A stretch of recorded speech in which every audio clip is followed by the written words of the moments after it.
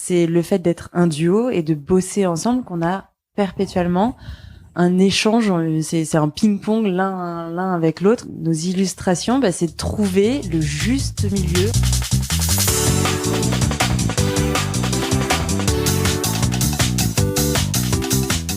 Hello à tous et bienvenue sur Sens Créatif, le podcast qui explore les motivations et les stratégies des artistes de l'image. Je m'appelle Jérémy Kleiss, je suis illustrateur et podcasteur à Paris. Vous pouvez me suivre sur Instagram @JérémyKleiss et bon sang de bonsoir, mais qu'est-ce que je suis content de vous retrouver après un mois de pause. J'espère que vous allez tous bien et que ce troisième confinement s'est passé comme vous voulez. Moi de mon côté, je me suis exilé à la campagne, histoire de profiter de l'air pur et de la nature, mais ça, on s'en fout car je ne suis pas là pour vous raconter ma vie, même si après 50 épisodes, on va pas se mentir, vous commencez quand même à me connaître. Mais je parle et j'en oublie presque de vous parler de notre merveilleux sponsor, j'ai nommé Adobe. Et aujourd'hui, j'ai envie de vous parler du fameux réseau social Behance. À l'heure où tout n'est que confinement et distanciation sociale, et on est d'accord, ça commence à bien faire, n'empêche que la période est propice au développement et à la consolidation de sa présence en ligne. Si vous suivez l'émission M'as-tu vu que j'anime avec Pauline du Laptop et également sponsorisée par Adobe, vous savez de quoi je veux parler. C'est le moment les amis, on est tous cloîtrés chez nous, alors autant rentabiliser son temps pour développer son portfolio, montrer son travail et pécho des clients. Et pour ça, Behance, c'est la plateforme idéale. Intuitif et facile d'utilisation, vos projets sont mis en valeur et partagés à une communauté mondiale de créatifs. Behance, c'est aussi une excellente plateforme pour diffuser votre travail en direct et récolter des feedbacks, notamment grâce à des outils du Creative Cloud comme Fresco ou encore Lightroom qui sont entièrement connectés avec Behance. Tous les jours, vous pourrez aussi suivre les émissions ou visionner les replays sur des thématiques allant de l'illustration au graphisme, en passant par le motion, la photographie et pourquoi pas l'UX, lui. Vous pouvez aussi consulter les offres d'emploi, par les temps qui courent, c'est pas de refus. Et enfin, comme n'importe quel autre réseau social, Behance est aussi une source intarissable d'inspiration et un excellent moyen de découvrir des disciplines dont on discute peut-être moins sur ce podcast, comme par exemple la gravure, la 3D, la publicité, la mode, l'artisanat, le son, l'architecture et que sais-je encore. Bref, si ce n'est pas encore fait, je vous encourage à vous inscrire sur Behance, à créer votre page et à montrer votre travail. Pour ce faire, rendez-vous sur behance.net et tant que vous y êtes, n'hésitez pas à aller jeter un petit coup d'œil sur adobe.com afin d'explorer les autres produits disponibles dans le Creative Cloud. Ceci étant dit, place à l'épisode du jour. Et pour le coup, aujourd'hui, je suis ravi de vous présenter ma discussion avec Albéric et Léopoldine, que vous connaissez peut-être sous le pseudonyme Le Duo. Rencontrés en 2017 lors des talks organisés par l'agence La Suite à Paris, j'ai tout de suite été marqué par la complicité dégagée par ce couple d'illustrateurs. Car oui, le duo, comme son nom l'indique, c'est un duo de choc professionnel excellent dans l'art du flat design, certes, mais Albéric et Léopoldine sont également mariés, parents de 2 enfants et installés à la campagne. Et pour tout vous dire, cela faisait longtemps que j'avais envie de les interviewer pour ce podcast. Alors il y a quelques mois, j'ai pris le train et je me suis rendu dans l'Oise afin de discuter de tout ça avec eux. Dans cet épisode, Albéric et Léopoldine nous racontent comment ils se sont rencontrés, comment ils ont commencé à travailler ensemble, des ingrédients qui ont fait le succès du duo, des forces et faiblesses de chacun, ainsi que de leur équilibre entre vie professionnelle et vie de famille, mais aussi de l'importance qu'ils accordent au fait de se considérer comme des artisans et non comme des artistes, de leurs différences autour de la couleur, de l'éternelle question du style, de leur travail avec les grosses agences, de leur regard sur le fait que le flat design, c'est plus trop à la mode, de l'importance de se nourrir d'autre chose que de l'illustration, de la liberté de changer et de ne pas se cantonner à un seul secteur jusqu'à la fin de ses jours, et enfin, de l'importance d'écouter ce petit organe qui fait boum boum, j'ai nommé le cœur. Alors sans plus tarder, je vous laisse découvrir ma discussion avec le duo. Bonne écoute. Ce que j'aime bien, c'est toujours de rencontrer les gens avant pour simplement... voilà, c'est ça exactement. Alors la chose que je dis à chaque fois aux gens, c'est de bien garder le micro devant la bouche quand vous parlez, voilà, comme un chanteur ou une chanteuse. Yeah. Et On a le même en karaoké. c'est vrai. Je sais même pas où il est. Oui, là-dedans. Bon, en tout cas, merci de me recevoir chez vous. Je suis hyper content. Là, on est à... Haut-dans-l'Évêque, dans l'Oise. C'est ça, on a quitté la région parisienne là. Enfin, pas que ça se passe que en région parisienne, mais il y a beaucoup de mes interviews à Paris. Et là, hop, on est en pleine campagne, ça fait hyper plaisir. Merci. Merci à toi, on est très contents. On a hyper bien mangé, je le précise aux éditeurs. On a mangé du sanglier, donc ça quand même, faut le préciser. C'était hyper bon. C'est pas tous les jours. Hein, mais mariné par Albéric.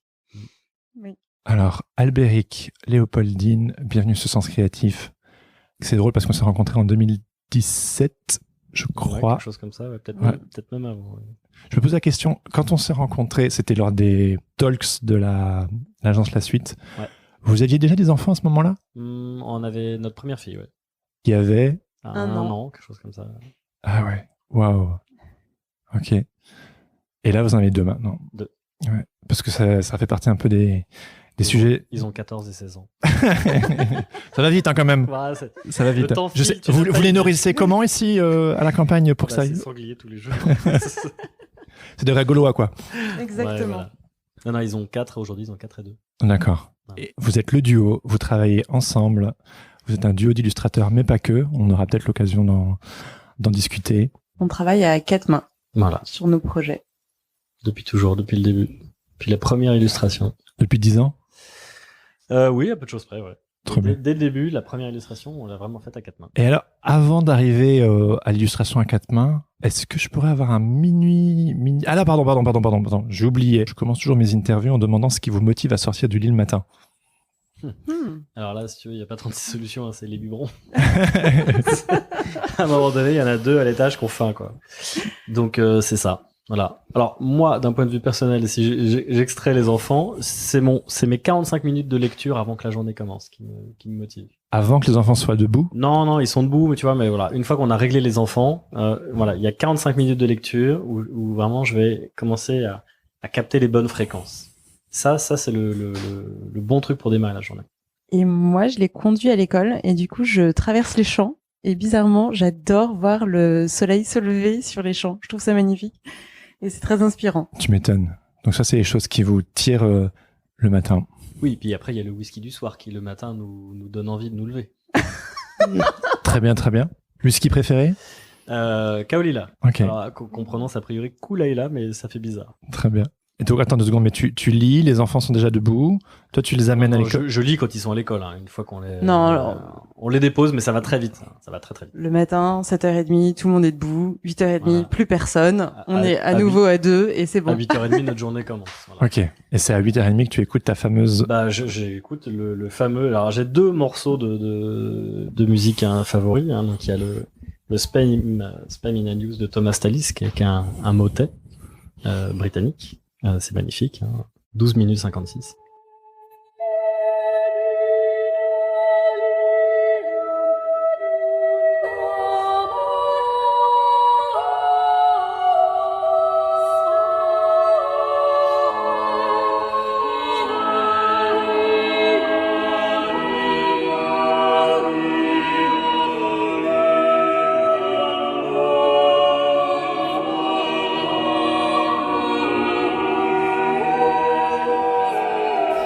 Et après, j'ai des chants grégoriens que j'aime beaucoup aussi. Voilà. Ça, c'est vraiment la mise à disposition. C'est la mise à disposition. Puis je brûle un petit papier d'Arménie en même temps.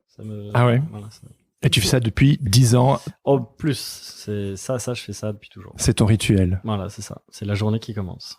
Et c'est Wow. là où on peut dire que nous avons 2 bureaux. Parce que Léo n'aime ni le papier d'Arménie. Ni les chants j'aime- grégoriens. Bah, les chants grégoriens, non, moins le matin. Je peux les écouter en voiture, mais le matin, non. C'est quoi ton rituel le matin? Moi, ce sera une très longue pause de thé avec du lait, côté anglo-saxon. Et Toi, tu fais beaucoup de veille. moi, je fais beaucoup de veille. C'est-à-dire que Ouais. je vais regarder des images, des belles images. Je m'inspire de tout. Ça peut être des tableaux, des illustrateurs. C'est l'œil sur le monde du duo, c'est Léopoldine. Ah oui, heureusement qu'elle est là. Ah bah, très clairement. C'est vraiment, c'est notre œil ouvert, c'est elle. Ok. Et toi, tu es L'œil fermé. celui qui est un petit peu plus rustique, comme tu Non, disais tout à l'heure? l'intériorité, je sais pas, j'en sais rien, je sais pas du tout. Mais l'œil ouvert, c'est Léopoldine. Ok. Voilà. D'accord. Et avant d'arriver au duo et donc de tout ce travail que vous faites en couple et toute cette vie de famille, est-ce que vous pourriez me ramener à back in the days quand vous vous connaissiez pas? C'était quoi un peu votre parcours, ce qui vous a amené Vous ne à... connaissez pas ça, Ouais. J'avais ça va 14 ans. commencer à nous ramener très loin en arrière, parce qu'on se connaît depuis que Léopoldine a donc Enfin, 14 ans. votre arrière... Ah ouais, c'est vrai, vous Oui. connaissez depuis que vous avez 14 ans. Oui. On n'est pas ensemble depuis ce moment-là. Ah oui, oui. Parce que Bah- j'étais plus âgé. Genre la jeunesse du duo, si vous Non. voulez, individuellement, avant que Déjà- vous fassiez une équipe. Alors moi j'ai rencontré Léopoldine parce que finalement ça a un impact, hein, parce que son beau-père, je travaillais pour son beau-père qui était marchand de dessins anciens, donc c'est déjà lié au dessin en fait. Ah oui, ok. Toi, tu bossais pour lui. Moi, je travaillais pour lui, je l'aidais, bon, je faisais de la paperasse, mais je l'aidais aussi à rechercher ce qu'on appelle les attributions. C'est, il achetait dans vente aux enchères dans le monde entier des dessins anciens, non attribués, et il fallait chercher si c'était à Michel-Ange ou à Vinci. Et ça, c'était un boulot passionnant. C'était toujours des Michel-Ange ou des Vinci. Bien sûr, évidemment. évidemment. Et Léopoldine apportait le café. Ah, mais attends, quand t'avais 14 ans. 14 ans. 14 ans. Et elle me détestait. Pourquoi elle te détestait? Ah, parce que moi, j'étais hyper prétentieux. Ok. Alors qu'aujourd'hui, c'est complètement fini. J'ai cru que t'allais dire que c'était l'inverse. J'ai eu peur. Bon, bref, donc ça, c'est comme ça qu'on s'est rencontrés. Donc c'est quand même lié un peu au dessin, finalement, quand même, à cet univers de papier, de dessin, à la fois un peu le côté aussi ancien qu'on a toujours aimé tous les deux, même si on a un style hyper pop C'est vrai. très coloré. On adore. Tu vois, Jérémy, là, tu es chez nous aujourd'hui. Ouais. Tu vois bien, c'est pas une maison Oui, oui, ultra oui. design, quoi. Non, c'est vrai, ouais. On est dans un univers un peu à l'ancienne qu'on aime beaucoup, quoi. Ouais. Et puis après, on a tous les deux fait des études artistiques. Bah, donc toi, tu travaillais chez mon beau-père en parallèle de tes études. Moi, j'étais à l'époque scolarisé à Penningen. Je faisais mon master en direction artistique. Et avant, j'avais fait des études de littérature. Et du coup, moi, ça m'a inspiré pour faire mes études. C'est vrai? Que, C'est lui qui t'a inspiré? Oui, parce À que Londres. Ah, c'est génial. parce qu'en fait, je savais pas trop ce que je voulais faire. Je savais que je voulais Je pense qu'elle travailler trouvait que dans. j'étais beau gosse. Très certainement, oui. Même pas. Non, en fait, moi, je savais que je voulais travailler dans le monde du visuel, mais je savais pas ce que je voulais faire. Mes parents avaient un petit peu peur de me laisser choisir comme ça, out of the blue, une école. Et du coup, toi, tu nous avais parlé de Penningen, et moi, je voulais à ce moment-là partir de Paris, de la France, et Puis c'est le moment où ta famille est partie s'installer à Londres. voilà. Et donc, Ah, d'accord. Et Léo a fait sa scolarité, enfin ses études supérieures à Londres. Donc moi j'ai fait Chelsea College of Art and Design à Londres en BA de communication visuelle. Voilà. C'est une école prestigieuse, ça, je crois, non? C'est pas mal. Ça va. C'est pas mal. Donc c'est comme ça, voilà, notre parcours c'est ça. Et finalement, donc c'est comme si on avait fait les mêmes études, hein. Pas au même endroit, mais les mêmes études. Ouais. Et en se connaissant depuis très longtemps. Et quand Léopoldine est revenue en France, Pour toi. pour moi, Ah, c'est vrai? Bah oui. cris, larmes, amour suprême. Non, mais vous avez reconnecté comment avec la distance, du coup? Oh, Tous les attends, ans. Ah, là, on veut du people, là, on veut Il du paraît que people. c'était un podcast d'illustration. Pas que, pas que. Non, pas que, ouais. Non, Non. mais c'est une longue histoire avec beaucoup de trous et aujourd'hui on remplit tous les blancs. Voilà. D'accord. Et, Ok. et donc on a commencé à bosser ensemble tout de suite, en fait. Tout de Ok, suite. donc Bah, toi, moi, tu, je au début, revenais toi, tu reviens de Londres. Donc j'avais pas de clients pour l'instant à ce moment-là. Voilà. Et Du moi à coup- l'époque je suis DA. Hein. Je suis pas du tout illustrateur. Ouais. Je suis DA, je fais quelques illustrations qui ne sont pas du tout dans le style du duo pour divers clients, mais je suis surtout DA dans l'édition. Et avec Léopoldine, on commence à travailler ensemble et on développe de manière complètement fortuite des illustrations pour un magazine que je dirigeais à l'époque, un magazine de voyage qui s'appelle AR, qui existe toujours. Et on a fait des illustrations et puis il y a eu un effet boule de neige qui a été assez rapide, hein, puisque un autre magazine qui s'appelle The Good Life nous a appelés et de fil en aiguille, notre agent, toujours le même, Morgan, qu'on embrasse et qu'on aime. De la suite, de l'agence de La l'agence. Suite Oui, nous oui. a appelés et depuis c'est une collaboration qui ne s'est pas arrêtée. Ok. Mais quand donc tu le rejoins et vous commencez à travailler ensemble, est-ce que c'était une évidence immédiate ou parce que je crois qu'il y a pas mal de personnes et vous me l'avez dit tout à l'heure en off que beaucoup de gens se posent cette question de mais vous travaillez ensemble, vous faites le même métier, comment ça se passe? Au tout début, est-ce qu'il y avait des craintes? Est-ce que c'était une évidence? Est-ce que c'était de la naïveté? Est-ce que c'était Là je lève la main pour parler, il y a Léopoldine qui non. Non, alors, comment ça s'est fait? Comment ça je vais s'est dire fait? ce que je veux dire parce que moi c'est cool et toi je sens que c'est une vacherie. pas du tout. En fait, nous on s'engueule quand on se voit pas. Ah, ok. Donc si on bosse ensemble, ça veut dire qu'on passe nos journées ensemble Et tout va bien. et tout va bien. Non, et il y a aussi une autre chose, c'est que je revenais pour reconquérir Albéric. Donc, Ah. il y avait intérêt, Fallait qu'elle taffe un peu quoi. je le lâchais plus. Donc effectivement, en fait, on a tout fait à deux. Non mais blague à et- part, je pense que ça s'est fait c'est- très naturellement. Ouais. Je crois qu'on s'est même pas vraiment posé la question. Non, c'est pas posé la Je question. pense qu'il y a eu un premier boulot où peut-être moi c'était une époque où j'avais vraiment beaucoup de boulot en DA où Léo a dû venir m'aider et puis ça s'est tout de suite bien passé et puis hop et on a travaillé ensemble. Et en fait, on passe nos journées à rire, à travailler, on se retrouve sur plein de Ouais. sujets. Et donc du coup, en fait, ça venait hyper naturellement de bosser Non, ça s'est fait tout seul. ensemble. Ouais. Ça s'est fait tout seul. Et les débuts, enfin, quand vous avez commencé, parce que ce que vous me décrivez là, ça envoie du rêve, mais genre au Ça, on début. voit du rêve. Non, mais en fait, ce qui est génial, c'est Mais que c'est super, vraiment- mais En vrai, je crois pas qu'on se soit vraiment engueulé pour le boulot. Non, c'est-à-dire que non, même pas on une fois. réglait- Non, mais je vous crois pas. En Non, fait- mais évidemment, évidemment, il y a des débats, notamment sur la couleur, dont on pourra parler. Ouais. Mais non, ça s'est toujours très très bien passé. En fait, on a, je pense, un respect l'un de l'autre, enfin l'un envers l'autre par rapport à notre travail. On sait où est la force de chacun et les faiblesses, et du coup, on accepte le regard de l'autre quand c'est quelque chose de positif et de négatif. Et donc, du coup, en fait, on a un échange assez facile. Un échange, ouais, même très facile. Et puis il y avait deux choses aussi qui étaient très importantes, qui sont venues nous aider. C'est qu'on a considéré deux choses. La première, c'était que on travaillerait à 50-50 quoi qu'il arrive. Ça veut dire quoi? Justement, je vais t'expliquer. et l'autre chose, c'était aussi que comme on était mariés, Ouais. qu'on travaillait sur le temps très long. Et c'est le moment où c'est la politique des grands nombres. Ouais. C'est-à-dire qu'à un moment donné, tout s'annule. C'est-à-dire que où tout s'équilibre. Non mais voilà, tout s'équilibre. C'est-à-dire que si un jour, Léo elle est plus forte, elle travaille plus, moi j'ai un moins bon, un petit coup de mou, dans 6 mois ce sera l'inverse. Bien sûr. Et Tu en vois fait, on continuait, quoi qu'il arrive, quelle que soit la quantité de travail que l'un ou l'autre faisait, à tout partager, à diviser en 50-50. À la fois d'un point de vue financier et puis à la fois d'un point de vue technique, quoi. Et même si une illustration est faite plus par l'un ou par l'autre, ça reste une illustration faite par le duo. Et c'est du coup notre entité, en Je fait. crois qu'il n'y a pas un client qui sait qui a fait quoi. Ouais. Ni même notre agent. D'autant que beaucoup d'illustrations sont réellement faites à deux. Il y en a certaines qui sont dans juste le même style, le style du duo. Et puis c'est Léo ou c'est moi. Et puis il y en a beaucoup où en fait, à un moment donné, pour X ou Y raison, on s'est refilé le fichier, quoi. Oui, vous êtes interchangeables. Voilà, complètement, puisque c'est un style qu'on a créé ensemble. Mais le plus long, c'est la couleur. C'est qui décide. Des heures entières de débat. Pourquoi? Alors moi, la couleur, c'est vraiment un truc que je trouve compliqué. Parce que Léo a un problème. Mais moi aussi, j'ai un problème avec la couleur. Il n'y a rien d'autre à dire. Elle a un problème. Donc, si. C'est quoi le problème? Non, c'est juste que nous ne sommes pas d'accord sur les on n'a pas dégradés vraiment de vert. les couleurs, on n'a pas du tout le même avis. C'est très très rigolo. Moi, je pense que j'aurais tendance à forcer le contraste et la couleur. Et Léo est plus dans quelque chose de plus subtil, de plus ténu, de plus maîtrisé, tu vois. Non, mais toi, tu parles avec des couleurs plus sombres, Plus marqué, c'est plus contrasté. Non, c'est gris aussi, c'est très masculin. N'importe quoi. Bon, Non, bref, il y a on un va pas côté recommencer, girly, mais Si, recommencez, je vous en prie. non, mais c'est un vrai débat. Ça a pu nous arriver de nous écharper pour Non. 2% de cyan et 1% de non. Hein. C'est pas C'est la passion, ça.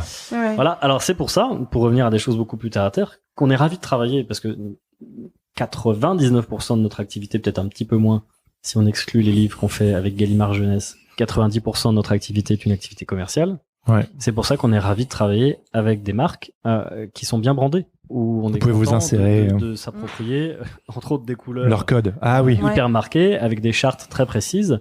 Alors là, nous, comme on l'a déjà dit et on le répète toujours avec plaisir, on répond à des commandes et on est ravis de le faire. On le fait sans aucun complexe ni aucun scrupule. Et pour résoudre ces questions de couleurs, il n'y a rien de mieux qu'une marque hyper forte. Oui. Une marque hyper forte qui a été bien chartée et qui sait se défendre. Oui. Et c'est Et très agréable de voir, il y a eu des clients comme ça où il y avait une charte imposée où au départ on était en train de se demander comment on allait s'en sortir et quand on la met en illustration et en couleur, c'est incroyable. Oui, ça marche bien, ouais. Je pense notamment là, à une célèbre marque de champagne Orange, très connue. On avait vraiment du mal à s'approprier cette couleur qui est a priori pas dans nos codes et on en est ressorti conquis. Vraiment conquis. C'était agréable. Ouais. En plus, du coup, c'était génial de voir comment... Il y a eu un grand débat, d'ailleurs, on a fait des paris pour savoir comment cette couleur était composée. Et C'était pile entre nous deux. mais c'est ce qui montre l'équilibre. C'était vraiment, je pense qu'à 10% de jaune et 10% de mage, on était partagés. Enfin, voilà, c'est vraiment des blagues de graphistes et d'illustrateurs. C'est vrai. Mais vous me parliez tout à l'heure des forces et des faiblesses. Parce que c'est sûr, voilà, vous êtes à deux, donc du coup, c'est top de pouvoir se nourrir l'un de l'autre. Quelles sont ces différences et quelles sont ces forces et faiblesses que vous... Écoute, les différences, elles sont infinies. Enfin, déjà, on est homme-femme. On n'est pas vraiment de la même génération. Hein. Léo, c'est une digital native. Hein. Et pas ce que toi. je ne suis absolument pas. Moi, je suis un peu plus âgé. mais suffisamment pour que quand j'ai fait mes études de design, les ordinateurs, on n'en avait pas tous, et c'était dans une salle à part, et c'était vraiment le début, quoi. Le tout début. Donc ça, c'est déjà énorme, et au quotidien, ça dans notre boulot, ça a beaucoup changé de choses. Je disais tout à l'heure que Léo, c'était notre œil ouvert sur le monde. C'est qui s'occupe du compte Instagram aussi. Entre autres, mais ça, c'est la grande force de Léopoldine, et je serais incapable de le faire. Je serais incapable de le faire. Mais pourquoi tu serais incapable de le faire? Ou pourquoi? Parce que j'ai pas cette culture-là. Moi, je suis quelqu'un même si Léopoldine l'est aussi, moi, je suis quelqu'un du papier. Ouais. Je suis vraiment un homme du livre, un homme de l'encre, de la main, même si on fait des illustrations digitales. Ouais. Très vectoriel. Par exemple, par exemple, les croquis, c'est souvent toi qui vas les faire. Quasiment toujours, tous. ouais. Les refs, c'est moi. Voilà. Toi, t'es très fort dans tout ce qui est composition. Ouais. Et moi, je vais faire la couleur. Non. Léo est hyper forte, par exemple. Il y a 3 ans maintenant, ou un petit peu plus, on a sorti un bouquin avec Gallimard Jeunesse, dont je parlais tout à l'heure, sur les rois et les reines au niveau mondial. C'est Léo qui a mené tout le projet, toute seule. Moi, j'ai dû faire peut-être 2 personnages, mais pas plus, quoi. J'ai été vraiment ébloui par l'analyse, si tu veux, stylistique en termes de vêtements, de détails que Léo avait pu fournir, tout en menant un travail hyper abstrait, puisque notre style est très abstrait, quoi. Comment ça, votre style est très abstrait? Parce qu'il est très géométrique, en tout cas. Oui. Alors, géométrique, pas abstrait, non, tu as raison. Parce que très figuratif. Non, tu as bien raison. Donc voilà, ça, moi je dirais que je travaille plus dans la masse, et Léo plus dans le détail. Plus dans le détail. Ouais. Et c'est vrai que si vous bossiez tout seul, il vous manquerait les détails d'un côté. Alors je crois qu'aujourd'hui, si tu veux, ça fait maintenant 10 ans qu'on fait le duo, on a une telle force d'entraînement. Oui, voilà. Finalement, voilà, mais on lâche jamais un projet sans l'avoir montré quotidiennement à l'autre.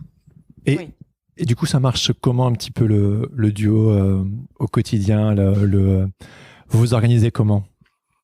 Généralement, on a donc 2 bureaux séparés. Donc on travaille avec une porte. Ouais. Donc on ne travaille pas dans le même espace de travail, et du coup on choisit qui commence. Généralement, de toute manière, on fait les refs ensemble. Alors ça c'est systématique. Systématique.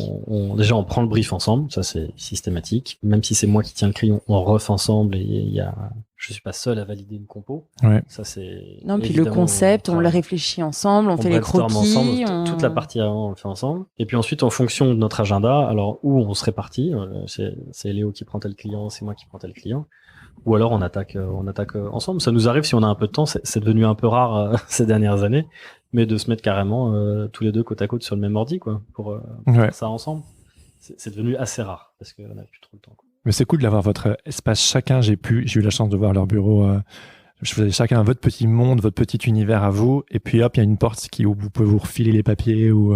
Ouais, il y a ça. Et puis tu vois, quand on a commencé, on avait le Drive, la Dropbox, le machin, où en fait on se partageait tout. Puis vraiment, ça nous a saoulés. Et maintenant, on a chacun nos ordis, chacun notre monde, notre univers, quoi, et qui pourtant est parfaitement perméable, quoi. Mais vous partagez toujours les fichiers, non? On se les envoie par mail. C'est drôle. On se les drôle. envoie par mail, ou alors on prend une bonne vieille clé USB, quoi. Mais Tiens ma chérie, tiens mon amour, hop. Non, mais c'est ça. Mais vraiment, c'est ça qui est assez génial dans notre manière de fonctionner, c'est qu'on a chacun notre monde, et pourtant c'est le même. Oui. Et tu me disais, et je sais que c'est un point qui est très important pour vous, la différence entre artiste et artisan. Je vous ai rencontré une fois en 2017. Vous êtes passé sur le podcast de la suite il y a quelques années, vous l'avez mentionné de nouveau, et là tu l'as mentionné encore tout à l'heure. C'est quelque chose qui me semble... J'ai eu la chance d'avoir comme prof en dernière année de Penningen quelqu'un que beaucoup de tes auditeurs doivent connaître, qui s'appelle Étienne Robial, qui est le fondateur de Futuropolis, et il y a aussi le DA, fondateur de Canal+. Ok, rien que ça. Qui a aussi fait tous les logos que vous connaissez, TF1, M6, les taxis G7, enfin vraiment un monstre sacré du graphisme et de l'illustration, si on pense notamment à Futuropolis. Ce type-là, qui était brillantissime, nous a dit, les artistes, vous sortez, vous allez dans une autre école. C'est très bien, c'est super d'être artiste, mais ne faites pas une école d'art appliqué, allez faire une école de beaux-arts. Pour au moins une bonne raison, c'est que le jour où vous prendrez votre premier brief client, si jamais vous pensez que vous êtes des artistes, vous allez être excessivement déçu. Vous serez frustré dans votre vie. parce que c'est pas quand on prend un brief client qu'on a une vocation artistique. Je dis pas qu'on n'a pas de temps en temps des satisfactions d'ordre visuel ou d'ordre plastique, coloriel ou autre, mais là on est de l'ordre de la pure sensation. L'artiste et l'artisan font pas la même chose, font pas le même métier tout simplement. Nous, ce qu'on cherche, c'est à faire le mieux possible ce qu'on sait faire, à utiliser le mieux possible les outils pour lesquels on a été formé. Ouais. Mais on n'a pas, je crois qu'on peut le dire de manière très simple, on délivre pas de message. Et je crois que c'est la différence majeure avec un artiste. Nous, on est au service de nos clients. On fait aussi du travail d'auteur, mais c'est plus, c'est pour répondre, enfin, c'est répondre à une satisfaction de, par exemple, notre culture visuelle, ouais, voilà, du c'est une design, satisfaction culturelle. et là, c'est nos envies propres. Ouais. Mais servir nos clients, c'est un plaisir. Et on le fait avec grand plaisir. Ouais. C'est notre métier, c'est notre quotidien, et on essaye vraiment de le faire le mieux possible. Et je dirais, c'est pas pour nous envoyer des fleurs, mais je pense qu'une partie du succès que le duo rencontre vient de là. C'est-à-dire qu'on s'attache vraiment à fournir le meilleur travail possible à nos clients. Ouais. Et le travail d'auteur dont tu parlais, Léopoldine, c'est c'est les trucs à côté? Non. Je pense que tu parlais plus d'Imagerie Publique. Oui, d'accord. De Gallimard. Là, c'est-à-dire que on va dessiner des choses qu'on a envie de dessiner. Ah oui, ça émane de vous, c'est pas un brief. Voilà, c'est ça. C'est pas un brief. Après, ça répond aussi à la culture actuelle. Ouais, très pop. Donc voilà, donc ça répond à une demande. Mais là, c'est agréable aussi pour nous, c'est que on y glisse des clins d'œil de ce que nous aimons, de ce que nous d'attirance. C'est plus ouvert. Ouais. Ouais, vous vous sentez pas obligé de mettre vos références personnelles dans des briefs clients. C'est arrivé, mais non, pas spécialement. Non, mais c'est intéressant de voir les choses comme ça en tant qu'artisan, parce que c'est vrai que moi, je me souviens quand je me suis lancé. Alors moi, j'ai fait les beaux-arts en l'occurrence, mais j'y connaissais rien en termes de... Le terme art appliqué est arrivé beaucoup plus tard dans mon parcours où j'ai pu faire la différence. Mais je sais que quand j'ai débuté en tant que graphiste, on m'avait vraiment... le graphisme, c'est différent de l'illustration, mais il y a ce côté, je sers le client, mais il y avait vraiment ce côté, ceci est le graphisme, vous êtes des artistes, tu vois. Et que j'étais très frustré, j'étais très précieux sur mon travail au tout début, qu'en fait, au fur et à mesure du temps, j'ai appris à simplement être professionnel et à simplement... Aussi parce que dans le design, dans le graphisme, si tu veux, il y a une mode, un courant, français d'ailleurs, il y a eu une période très intellectuelle du graphisme. Ouais, c'est vrai, ouais. Dans les années 60-70, il y a eu un mouvement hyper intello. Et aujourd'hui, beaucoup de gens aimeraient retrouver ça dans ah oui, moi ce que je voulais au début. Parce que je pense aussi que l'illustration, elle est plus immédiate. Enfin déjà, 90% du cas, elle est figurative. Oui. Donc elle est plus, c'est quand même plus accessible. Donc je pense aussi que contrairement au graphisme, ça doit peut-être moins solliciter ce type de personnes, tu vois. Oui. Qui ont une vocation à l'abstraction, à l'intellectualisation, ce genre de choses. Ouais. J'ai aucune preuve pour étayer ce que je viens de dire. Non, mais c'est le duo que je viens chercher, c'est fou, hein. Intuition, Ouais. Non, mais je pense que ça peut enlever aussi une culpabilité que parfois on peut ressentir quand on fait peut-être pour les plus jeunes dans la profession, on se retrouve à devoir faire des compromis ou qu'on veut pas lâcher tel ou tel truc, alors qu'en fait, quand on se présente comme des artisans au service d'eux, on devient beaucoup moins précieux sur sa profession, j'imagine. Ouais, il y a cette histoire de préciosité qui est très intéressante. Puis toi, tu parlais de quand on est jeune, on se dit toujours ouais, j'ai mon style et tout. Moi, je me souviens d'un de mes profs. Alors, c'était pas du tout en dernière année, c'était en seconde année de Penningen. J'avais fait un dessin, j'étais très fier de moi. Et puis je dis, je vais lui montrer et puis je lui demande si c'est bien, si mon dessin est bon. Je pense que j'ai eu la même expérience. Et il me dit non, c'est-à-dire qu'en fait, il est faux. Je dis ouais, mais en termes de style, c'est bien. En fait, il est faux. C'est la question qu'on se pose tout ça. Donc voilà, donc le style, tu peux te le carrer et puis refais-moi un dessin bon et puis on verra après pour le style. Et puis on en parlait tout à l'heure en off ensemble. Tu parlais des gammes. Ouais. Voilà, faut faire ces gammes. Il faut faire ces gammes et puis après on verra les erreurs, les accidents, tout ça. On verra. Et qu'est-ce qu'il fait notre métier. Quand il disait que c'était faux, il voulait dire quoi que c'était faux? Je pense qu'il devait y avoir une erreur de proportion, une erreur de lumière, j'en sais rien. Ah oui, quand on est en termes purement techniques. Oui, là, en l'occurrence, dans mon souvenir, je crois que c'était un dessin d'observation au Muséum d'Histoire Naturelle. Ouais. Je crois que c'était ça. Donc aujourd'hui, si tu veux, si on fait un parallèle avec nos clients, on parlait des couleurs et des chartes graphiques tout à l'heure. Si on dit à notre client, ouais, alors, en fait, vous savez, votre jaune, franchement, il est pas terrible. Alors, on vous l'a modifié un tout petit peu. Ah ouais, ça passerait parce pas. que nous, on le trouve beaucoup plus beau. Ouais, c'est Il ça. est plus joli. Mais t'imagines la gueule du client? Oui, oui. Donc, voilà. On est sur une autre position. Qui est très confortable, en fait, aussi pour nous, créativement. Bah, du coup, la créativité se place à différents niveaux. C'est-à-dire Notamment si sur la on- composition. Ou, Voilà.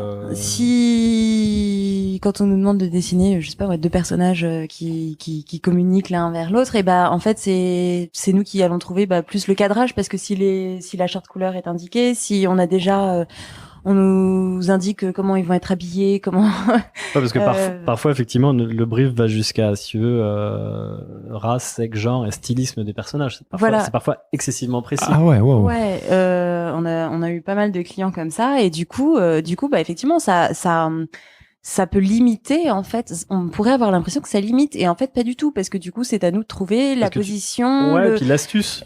Exactement, l'astuce visuelle, illustrative qui va mieux répondre. Nos personnages sont quand même très simplifiés, donc comment faire comprendre qu'il s'amuse, qu'il a un rictus, que là, en fait, c'est juste un clin d'œil qui va faire comprendre qu'il est d'accord. Ouais. Et c'est pas une bulle avec un pouce levé. Et puis après notre satisfaction. Ah oui. Et puis après notre satisfaction d'un point de vue graphique, la visuelle, tu vois, elle est pour nous, c'est que ce clin d'œil, on va le résoudre en faisant une demi-courbe, un huitième de cercle qu'on aura coupé avec une diagonale à 45 degrés. Et là, on va jubiler, quoi. Et nous, ça, on adore. Parce qu'on a trouvé la manière de géométriser la réponse. Oui, parce que votre style, on l'a pas précisé, mais c'est du flat design, on peut. Alors, oui, c'est du flat design. Alors même si on n'a jamais été tellement fan de cette appellation. Oui. D'autant, on est encore moins fan aujourd'hui parce que c'est plus à la mode. Mais c'était très à la mode, on était hyper contents. Mais aujourd'hui, ça l'est moins. Non, en fait, nous, on fait du boulot, c'est géométrique. Hein. On dessine avec des carrés, des ronds et des triangles. Voilà. C'est tout. Hein. Ouais, on additionne, qu'on découpe. On découpe et tout. Et en fait, c'est comme quand on est enfant et qu'on fait avec des gommettes là. Ouais. On fait la même chose, mais en version. C'est exactement ça. Vous faites des Lego quelque part. Des Lego en aplat. C'est exactement ça qu'on fait. Et en fait, on adore trouver effectivement la ce qui est très drôle, c'est que des formes. Les boulots qui par moment, là c'est de la tambouille ce qu'on te raconte, mais les boulots qui nous ont posé problème, je parle d'un point de vue technique, genre un truc qu'on n'a pas réussi à dessiner, c'est quand on a voulu aller vers un dessin plus libre, plus manuel, quoi. Et on l'a regardé, on s'est dit putain, ça marche pas ce truc, comment on va faire, quoi. Et on est revenu à du rond, du carré, et on a trouvé la solution. Comme quoi vous excellez dans la contrainte. Au plus. Nous on adore ça. Ouais. On aime vraiment beaucoup ça. Mais pourquoi? Question de goût personnel. Non, mais parce que souvent il y a ce truc de genre on me laisse pas ma liberté. C'est parce qu'on n'est pas des artistes. Ouais. C'est parce qu'en fait, dès le départ, je pense on a répondu en fait déjà à un brief quand on a créé ce duo, c'est-à-dire que on voulait monter ce studio, et puis je crois, si tu veux, c'est que notre âme d'artiste, elle s'exprime ailleurs dans notre vie quotidienne. Ouais. C'est qu'en fait, on a plein on est nourri en continu par plein d'autres choses aussi. Voilà, par l'environnement dans lequel on est. Léo parlait tout à l'heure des champs qu'il y a autour de nous, dans la campagne, la lecture. Les tableaux qu'on met au mur, les vieux bouquins qui traînent partout. Enfin, tout ça nous satisfait, comble non, je peux dire c'est pas combler, c'est satisfait notre pente artistique. Et notre métier, c'est notre métier. Oui. Et on fait, encore une fois, je vais me répéter, mais comme des artisans. Et un métier, ça s'apprend, tu vois. Ça s'apprend sur des années. Tu vois, le compagnonnage, les maîtres, nous, notre aspiration, c'est pas d'être des bons illustrateurs qui vont finir leur boulot dans 5 ans, c'est d'être des maîtres, tu vois, dans ce truc parfait qu'on va réussir à maîtriser chaque jour de mieux en mieux. Mais c'est maîtriser votre artisanat spécifique. Ouais, exactement. Oui. Et tu me disais tout à l'heure, par rapport, entre guillemets, au flat design qui, justement, vous avez été connu grâce aussi donc, au fait du flat design. Enfin, je ne sais pas comment il faut dire, tu vois. Et de tes propres mots, c'est moins à la mode. C'est moins qu'on puisse dire. Et comment vous inscrivez, du coup, quand fut un temps, vous aviez le vent en poupe là-dedans et vous étiez peut-être tout devant à faire ça. Et aujourd'hui, comment faites pour vous renouveler? Tu te souviens tout à l'heure quand je t'ai dit on travaille à 50-50 parce qu'on est dans le temps très long. Ouais. On est toujours dans le temps très long aujourd'hui. C'est-à-dire que, bon, évidemment, là, ce style d'illustration n'est plus tellement à la mode. Mais c'est ce qu'on fait. C'est ce qu'on fait tous les deux. Ouais. À un moment donné, quand on a vu la courbe infléchir, on s'est dit, faut qu'on change un peu tout ça. Tout le monde autour de nous nous a dit vous allez devoir changer. On a essayé. Bah, c'est pas ce que le duo fait. Le duo fait ça. Voilà, ça durera le temps que ça durera. C'est ce que fait le duo. C'est ce qu'on fait bien. Ouais. En fait, le but du jeu, c'est pas d'être à la course perpétuelle, d'être à la mode, de répondre à tous les styles. En fait, c'est de savoir répondre à. En fait, c'est notre style, c'est notre manière de travailler ensemble, et c'est notre manière de. C'est ce qu'on fait tous les deux. Ouais, voilà. Et c'est ce qu'on fait bien ensemble. Voilà. Donc, on reste à ce qu'on sait bien faire ensemble pour le faire encore mieux. Ouais. Et ça évolue. Évidemment, hein, si tu regardes nos premiers dessins par rapport à ce qu'on fait aujourd'hui, la marge est incroyable. Évidemment que ça bouge. Ils avaient pas d'yeux. Les premiers personnages n'avaient pas d'yeux. C'est quand même dingue. Évidemment que ça bouge, bien sûr. Ouais, bah on peut voir votre style se bonifier avec le temps, quels que soient les modes de toute façon. Je pense que si on devrait caractériser l'évolution de notre style, il deviendrait, je trouve, à la fois de plus en plus géométrique, mais de plus en plus réaliste. Oui. C'est-à-dire qu'on enrichit notre palette d'expression, nos subtilités chromatiques, voilà, que ce soit dans le travail ce qu'on fait. Le travail, en gros, il est découpé en deux, hein, quand même. Hein. C'est quand même beaucoup un travail un caractère design et du design d'objets. Pas du design de produit, hein. Vraiment, on dessine des objets. Tout simple, hein, sur fond blanc, on dessine des objets. On nous demande beaucoup ça. Et en quoi est-ce que ce style est représentatif de qui vous êtes? Enfin, je m'explique, je discutais avec un prof d'illustration il n'y a pas longtemps qui, lui, a banni le terme style de son enseignement. Il dit que le style, ça n'existe pas, en fait, que les étudiants cherchent toujours quel est mon style, et que c'est parfois un sujet d'angoisse aussi, parce que quand on sort diplômé, on recherche une palette très... quelque chose de fort, alors qu'en réalité, moi, c'est aussi quelque chose que je découvre au fur et à mesure de mes interviews et dans mon parcours, c'est qu'en fait, pour moi, le style est un reflet de qui je suis, et c'est pas juste graphique, en fait, c'est ma personnalité, c'est qui je suis. Mais alors, tu sais, ce qui est très drôle, c'est que notre client historique, c'est Image République, dont on a déjà parlé. On fait beaucoup de choses avec eux. Énormément de posters partout avec eux. On les remercie, d'ailleurs, on est vraiment très flattés de leur confiance et de leur fidélité. C'est un petit message personnel. Mais vraiment, c'est très agréable de travailler avec eux. Et la première fois qu'ils nous ont vus en vrai, ils ont dit c'est vous. On pensait que vous étiez tout plat. Non, avec des couleurs pures. Ils pensaient qu'on serait genre avec des baskets, des doudounes fluo, qu'on serait hyper pop, quoi. Alors qu'on est arrivé en kaki, en marron et. Et c'est drôle. Un peu à l'ancienne, quoi. La perception. On est un peu à l'ancienne.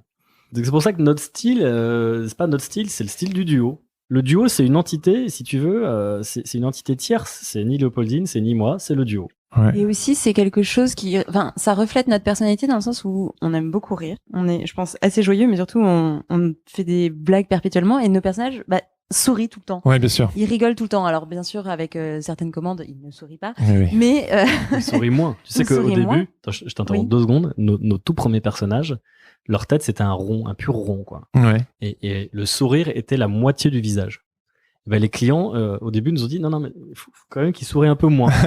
Voilà. Et nous, je pense qu'on passe notre temps à sourire, rire, etc. Et donc ça, c'était une réflexion. Enfin, pour moi, en tout cas, le duo, c'était faire quelque chose. Ouais, c'est joyeux. C'est joyeux. De joyeux entre nous deux, et c'est quelque chose sur lequel on s'est toujours retrouvé comme étant un projet joyeux quand on bosse ensemble sur le duo. Et du coup, on a eu, je les citerai pas par discrétion, mais on a eu des clients qu'on a refusés. Parce que c'était pas assez joyeux. Ouais, ou déjà ça ne les pompes funèbres. Alors, tu sais que dans le village d'à côté, il y a des pompes funèbres qui s'appellent les pompes funèbres cruelles. Moi, je veux bien travailler pour eux. Waouh, punaise, c'est dur. Non, mais voilà, donc il y a cet état d'esprit, effectivement, tu vois, un peu acidulé du duo, très souriant, qu'on aime bien, quoi.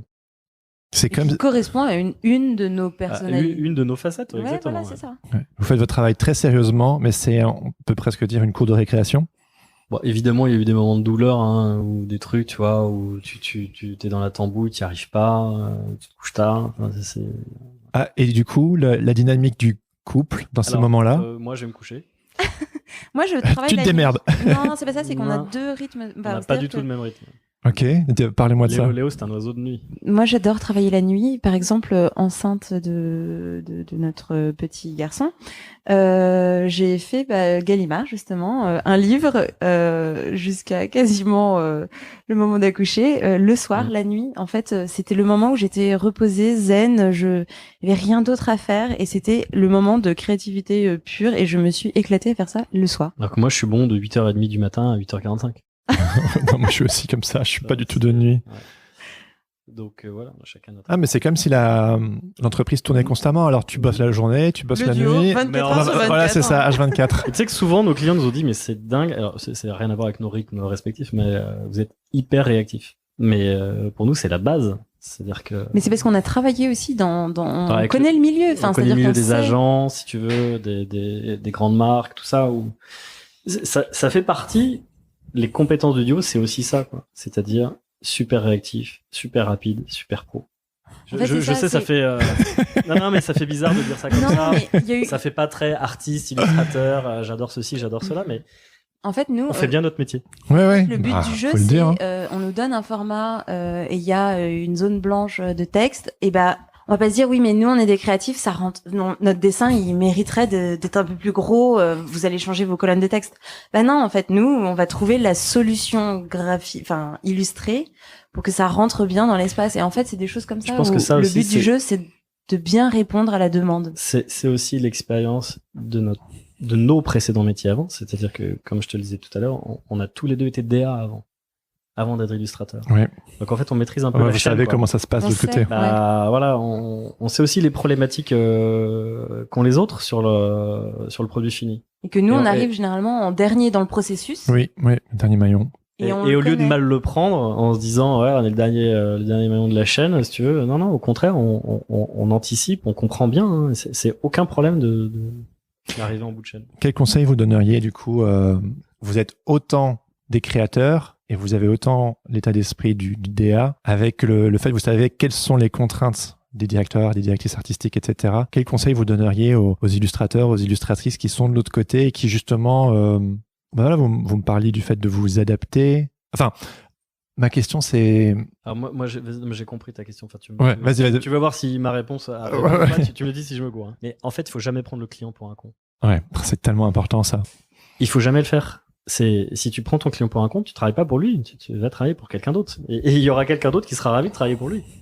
Il faut pas mépriser ses clients. Et je pense que c'est parfois une tentation que les créatifs font de genre mais il comprend pas. Parce qu'on a les mollets qui gonflent parce qu'on a les créas, quoi. Ouais. Mais non, faut arrêter. Il faut pas mépriser ses clients. Il faut les prendre au sérieux, il faut les respecter, il faut respecter leurs contraintes qui sont pas les nôtres. Ouais.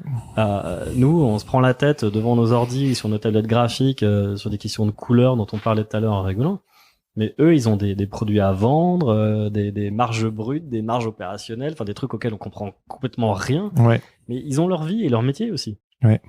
Moi, vraiment, si j'ai un conseil à donner à des jeunes qui arrivent, c'est ne méprisez pas vos clients. Ouais. Essayez de les comprendre. Essayez de comprendre quelles sont leurs contraintes, leurs objectifs propres, quoi. Si par exemple pour une marque tu bosses pour le service marketing ou si tu bosses pour le service communication interne, ce sera pas les mêmes enjeux. C'est clair. Donc ça aussi c'est un autre conseil que je donnerais et notre expérience de DA avec le Podin a été forte là-dessus aussi, c'est de savoir ce que c'est qu'une entreprise.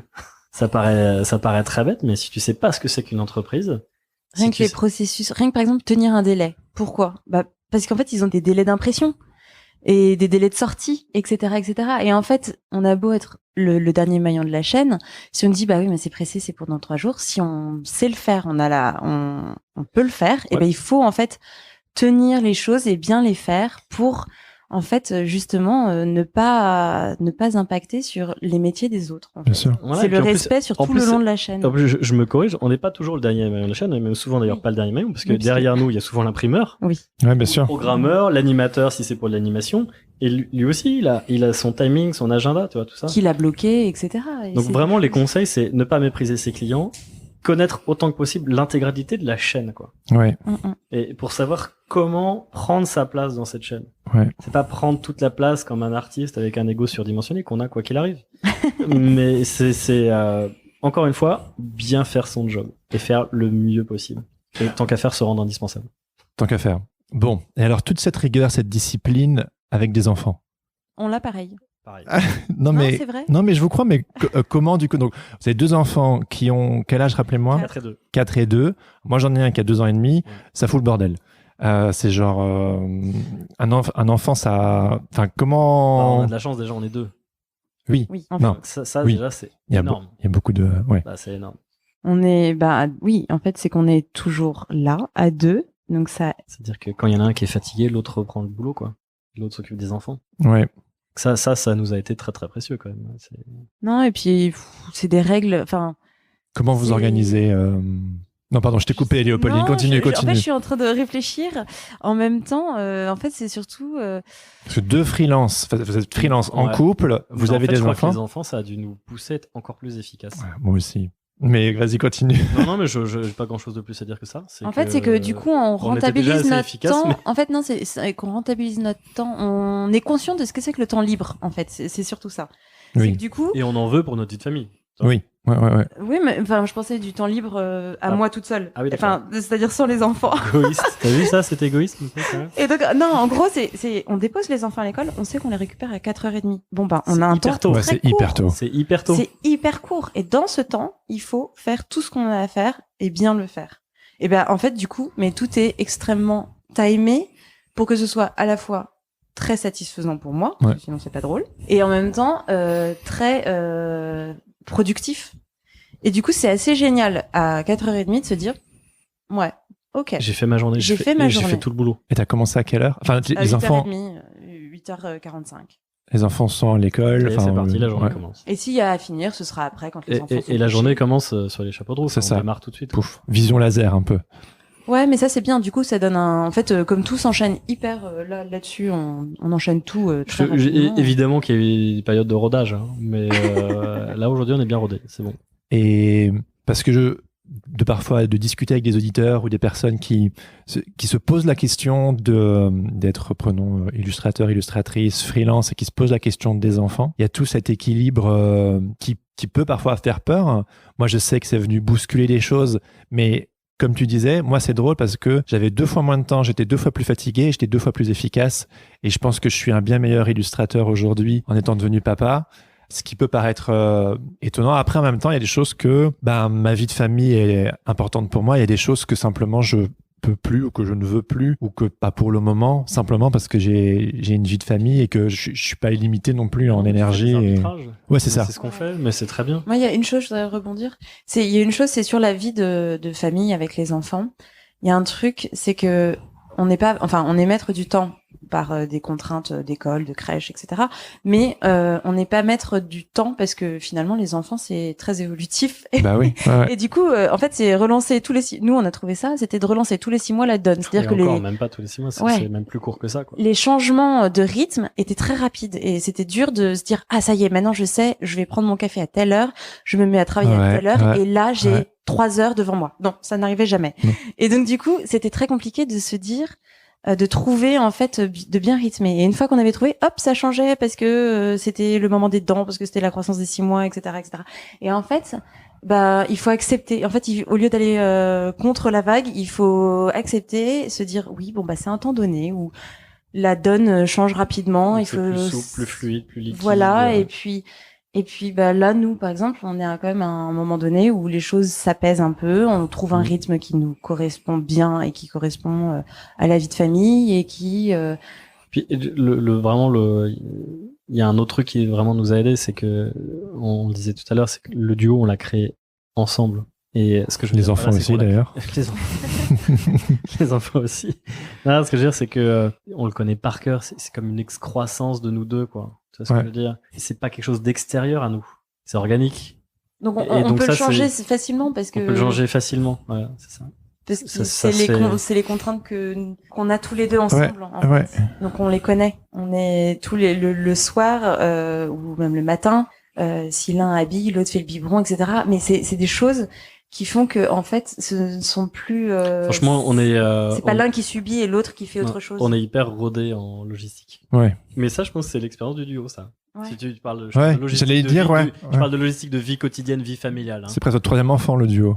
Bah non, c'est notre troisième personne. Bah surtout, ouais. Ah oui. C'est nous deux. Tu sais, quand entre nous. on s'est installé ensemble, là je parle pas du duo, hein, je parle vraiment de Ouais. notre vie personnelle. Mhm. Léopoldine a des goûts très marqués, Ouais. j'ai des goûts très marqués, mais on s'est foutu sur la gueule, t'as même pas idée. Pour savoir la couleur des murs, où est-ce qu'on allait accrocher tel truc, qui allait mettre quoi où, quelle serait la couleur du canapé, mais c'était l'enfer, quoi. Et tout s'est résorbé le jour où on s'est dit qu'en fait c'était ni la maison d'Albéric ni la maison de Léo, Ouais, mais notre maison. c'est ça. Et le duo c'est pareil. Le duo s'est beaucoup mieux passé en termes de. C'est une entité hybride. Ouais. Et donc il n'y a pas de lutte d'ego entre l'un ou l'autre et du coup en fait tout est absorbé dans cette énergie là, quoi. Et on revient au 50-50. Et on revient au 50-50 qui est pas mais qui est un 50-50, je précise, à partir du moment où tu considères la loi des grands nombres, l'équilibre universel, hein, toute côte que tu montes finit par descendre. Mais continue sur cette histoire de grand nom parce que tu y reviens plusieurs fois et ça m'intrigue. Moi je suis intimement persuadé que dans une vie tout finit à terme par s'équilibrer.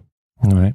D'accord. Donc que quand on s'est mis ensemble avec Léo, puis en plus on s'est mariés, si tu veux, donc c'est un choix. Ah, bien sûr, ouais. On a fait un pari sur un temps très très long, Bien sûr.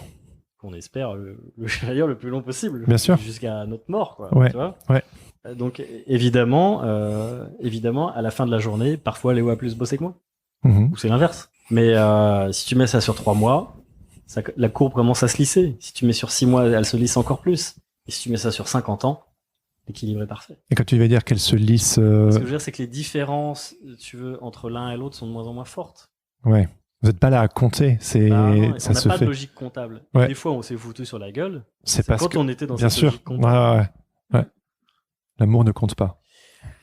Bah, Il est vigilant. Il est vigilant.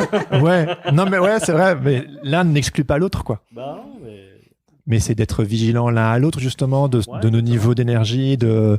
on l'a pas toujours fait, on l'a pas toujours aussi bien fait qu'on aurait dû le faire, mais franchement, ça se passe bien. Hein. ça se passe très bien. Ça se passe super bien.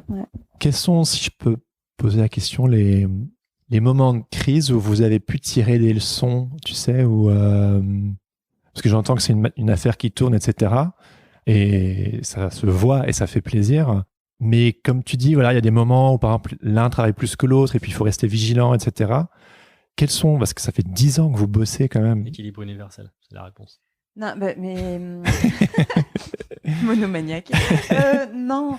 Par exemple, pour moi, un des moments de crise, ça a été d'être Ah, moi, en congé maternité. en congé maternité, oui, exactement, parce Ah. que je voyais Albéric partir dans son petit bureau et de moi rester avec notre fille. Donc et en fait, je le prenais très mal parce que je le voyais créativement s'épanouir, travailler et en fait, j'avais du mal à accepter de ne pas être présente sur le duo. En fait, j'arrivais pas à lâcher le duo.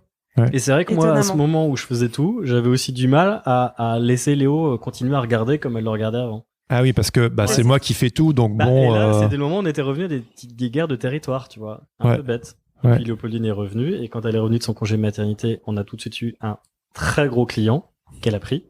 Et tout de suite, il a fallu être sérieux et carré, quoi. Ah bah, elle a pas eu le Non, choix, mais elle a j'ai bossé comme adoré. une malade. Et j'ai Elle a fait un adoré parce que du coup, super ça m'a boulot. reboosté, par exemple, ma confiance en moi qui avait été un peu ternie parce que du coup, je travaillais pas. Ouais. Et je me sentais pas forcément hyper. On en avait épanouie. discuté, hein, si tu veux. Moi, au début, j'étais là, oh là là, elle a pas dessiné depuis 3 mois. Est-ce que ça va aller? C'est vraiment un énorme contrat. Et en fait, non, c'était exactement ce qu'il fallait faire. Et elle a fait un boulot merveilleux. Ouais, tu t'es pas senti. J'ai peut-être eu. Peut-être galéré les 2 premiers jours. Et puis, Ouais, et puis après, voilà, c'est comme le vélo, quoi. Ça Mais tu s'oublie sais, nous, pas. on revient de vacances et on n'a pas dessiné depuis des semaines. Putain, les 2 premiers jours, c'est compliqué. Hein. Ah, mais.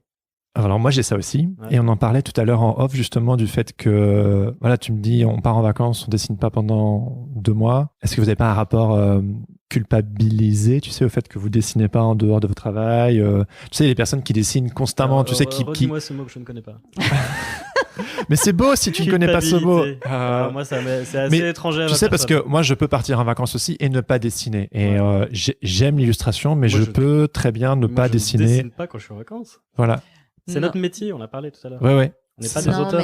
mais en fait, il y a aussi une chose, c'est que on se nourrit de beaucoup d'autres Ouais, choses. C'est-à-dire que si tu ne dessines pas, tu lis. Si on dessine pas, on Yeah. lit. Ouais. Si on lit Si pas, on lit on Il y a pas de on façon de se regarde nourrir. des images, Ouais. on lit des bouquins d'art, de photos. Moi, je suis pas une grande fan d'expo, donc C'est comme ça. Mais par contre, Mais les par catalogues contre, d'expo, ouais. Voilà, et nous, on est sur Le papier, le livre, sur, Mais tu regarderas, si tu pourras faire un tour dans c'est- notre maison voilà. ou dans nos bureaux après. Tu vois un bouquin d'illustration là à portée de main? Ouais, non. Bah, là, il y a un livre Ouais, voilà. jeunesse. Parce qu'on l'a pas rangé ce matin. Ouais, ça compte pas. C'est un livre des enfants, enfin, si tu veux. Mais en fait, Mais on se nourrit notre- beaucoup d'autres choses, et en fait, c'est pas enfin, on n'a pas de culpabilité à ne pas dessiner, Aucune. parce qu'en fait, Parce qu'on s'enrichit de d'autres choses. plein d'autres Ouais. choses. Et c'est autorisé et c'est très bien. Enfin, je veux dire, je Il y a pense que même- beaucoup il y de a gens. même pas- c'est même pas autorisé. Il n'y a pas Oui. ni autorisé ni Oui. rien. C'est Voilà. comme ça. Mm. c'est tout. Non, mais je pense que dans l'esprit de beaucoup de personnes qui se disent s'ils veulent percer dans un certain milieu, il faut qu'ils, pour non l'illustration, il dépend faut au qu'ils début. bouffent respiration, Alors, il faut qu'ils non, respirent Alors, en l'occurrence, faut quand même illustration. pas être étranger au milieu dans lequel tu travailles. Ouais, Donc, tu vois, on parlait tout à l'heure de bien faire son métier. Ouais. Si on te demande de faire un magazine et que tu dessines une revue, bah, tu t'es gouré. T'as pas répondu à la commande. ouais. Évidemment, il faut pas être étranger au milieu pour lequel tu travailles. Évidemment, il faut savoir ce qui se passe. Tu vois.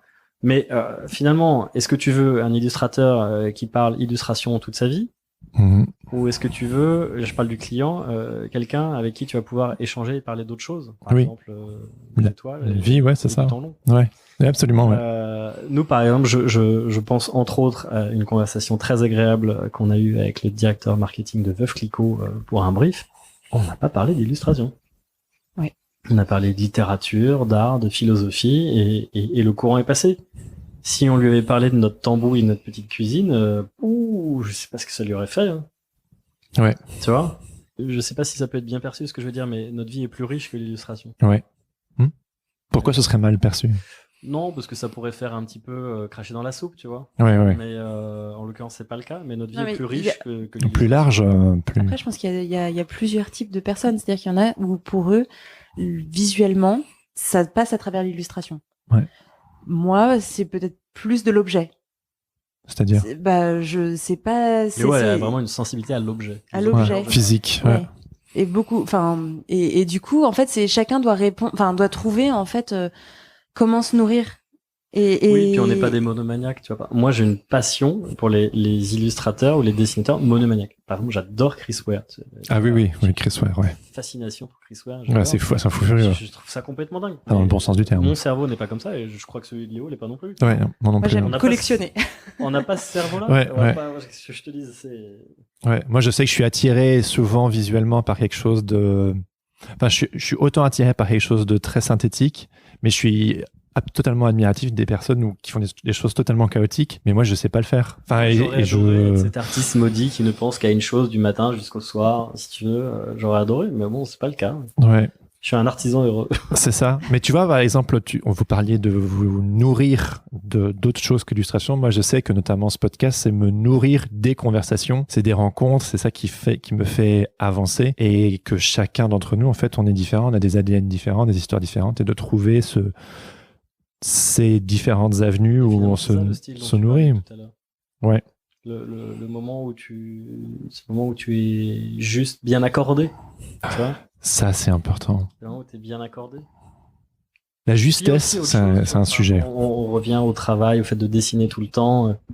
Moi, j'ai un ami qui est photographe et il disait toujours, quand on commençait à bosser ensemble, à l'époque où j'étais DR, hein, il disait toujours, oh là là, attends, ça commence à sentir la sueur, ce qu'on fait, quoi. Ah ouais, Ah, mauvais signe, quand même.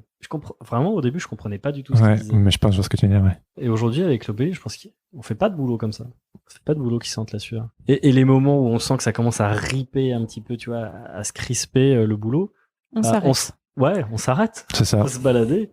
Puis on revient et puis on se rappelle qu'en fait, qu'on n'est jamais quand même en train de dessiner autre chose que des petits bonshommes. C'est vrai. Tout va bien, le meilleur des mondes. Ouais.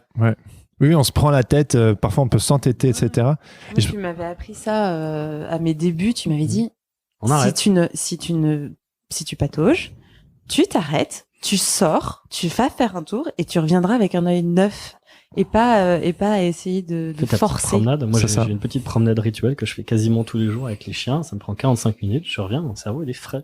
Ouais, totalement, ouais. Et tu n'es pas monomaniaque. Non, attends, après, je suis monomaniaque, mais sur d'autres trucs. Mais c'est dur hein, de se soustraire, de repérer ce moment en disant là, tu patauges, lâche. Mais Et en fait, c'est assez facile. quand tu le repères, quand tu te connais et que C'est difficile au début, mais une fois que tu l'as repéré, après c'est facile. En fait, c'est pas compliqué. C'est le moment où t'es devant ta feuille ou ton ordi et que ça fait 1h30. exactement. Et que t'as modifié 15 fois la même chose. Ouais. Oui, sauf que t'as encore envie de bien faire. Moi, par exemple, j'ai du mal à le faire et c'est généralement toi qui vas venir me dire arrête.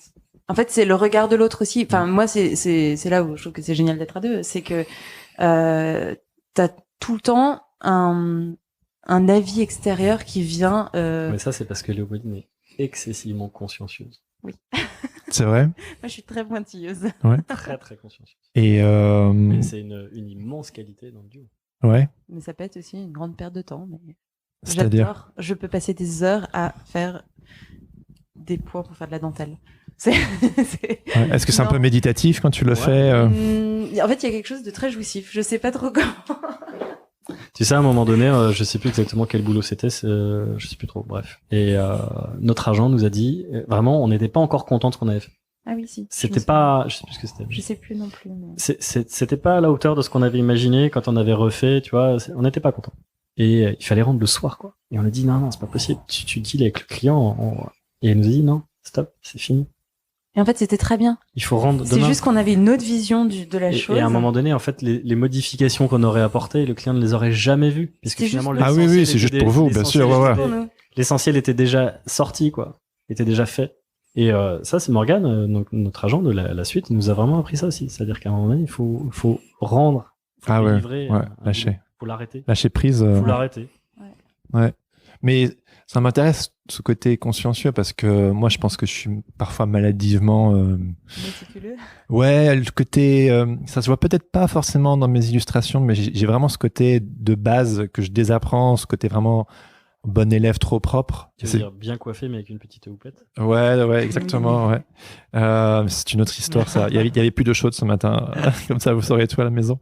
Et que en fait, justement, ce moment de maintenant, il faut lâcher. Moi, je pense que devenir papa, ça m'a justement aidé parce que j'avais plus le temps de, en fait, genre, genre, c'était genre, t'as pas le temps, tu envoies le truc et boum. Et en fait, j'ai jamais été plus heureux que quand j'étais plus fatigué et plus efficace et moins justement dans le... Parce que moi, contrairement, mon côté méticuleux n'est pas jouissif pour moi. C'est presque une déformation personnelle ou dans mon éducation, quoi que ce soit, que en fait, c'est beaucoup plus jouissif quand c'est beaucoup plus spontané pour moi, tu vois. Quand je fais... Tu vois, le podcast, en fait, pour moi, c'est presque me forcer. Tu vois, on a commencé la conversation, je sais pas où ça allait aller. Et c'est ça, en fait, qui est beau. Alors que moi, j'ai tendance à bien préparer les choses, tu vois, enfin, bref. Alors, tu vois, ça me fait penser complètement à autre chose, mais nous, notre style d'illustration, il est vectoriel, donc c'est sous Illustrator. Donc, c'est quand même un logiciel où tu peux paramétrer l'équilibre des choses à l'infini. À l'infini. Donc, en termes de précision, ça se pose, quoi. Et bien, par moment aussi, moi, une petite lassitude avec ça aussi. Bah, j'imagine. Tu vois, petite lassitude. Comment tu y... Bah, je sais pas. Pour l'instant, j'ai pas encore la réponse. Ok. J'ai pas encore la réponse parce que c'est un outil qu'on maîtrise tellement que c'est devenu très fluide. Et aussi parce que j'ai des satisfactions, alors pas coupables, mais tout comme, si tu veux, quand je suis sur notre fichier et que je vois que tout est parfaitement aligné, je suis là genre, ouh là, c'est tout beau. Ouais. Mais effectivement, il y a... faut aussi se méfier parfois, si tu veux, de cette perfection, de cette précision. Ah oui. Ouais, moi, j'ai tendance à être comme ça. Je crois que c'est... Alors, j'ai plus la citation exacte, mais je pourrais la retrouver à l'occasion, mais c'est Stendhal qui parlait d'un voyage dans ses chroniques d'Italie, je crois, qui dit que la mauvaise littérature, c'est le détail. Ouais. Et en substance, hein, c'est ça l'idée. Oui. Je pense qu'il y a une quinzaine de mots entre les deux, mais en gros, c'est ça. Et c'est intéressant aussi. Ouais. Mais pour nous aussi, c'est très intéressant. Parfois, il faut aussi trancher dans la masse. Et vous y il faut aller arrivez? plus vite. Bah, on y arrive quand justement on se rapproche du rond, du carré, du triangle, de ces formes pures, quoi. C'est là où il y a deux choses, c'est-à-dire que notre travail géométrique nous permet d'aller très loin dans le détail et en même temps de travailler dans la masse avec des formes tellement simples. Et en même temps, c'est le fait d'être un duo et de bosser ensemble qu'on a perpétuellement un échange, c'est un ping-pong l'un avec l'autre d'idées, de concepts, de mise en place, etc. Et du coup, en fait, nos illustrations, c'est de trouver le juste milieu entre ce que l'un et l'autre veut représenter, comment le représenter, et que comment le client nous demande de représenter. Voilà, et ce que les formes géométriques nous permettent, et ce que nous avons institué en tant que règle, quoi. En tant que règle. Et donc c'est là où c'est génial, c'est qu'il y a tellement de contraintes, et d'arriver à sortir quelque chose qui ressemble à John Lennon, à une architecture d'un musée hyper connu, etc.